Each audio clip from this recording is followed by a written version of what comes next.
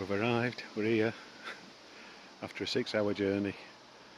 That's the longest trip we've got to do, but we arrived. We couldn't check in till 4 o'clock actually, so we had to wait about an hour. So we're all settled in now. I'll show you around. Well, I'll show you caravan anyway. So we've got barbecue, one balcony.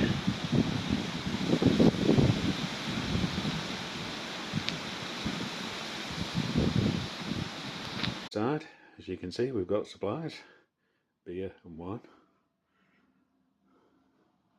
There's a single bedroom there. Little living roomy dining table.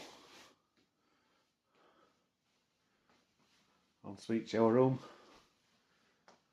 Door goes through there. And this is double bedroom.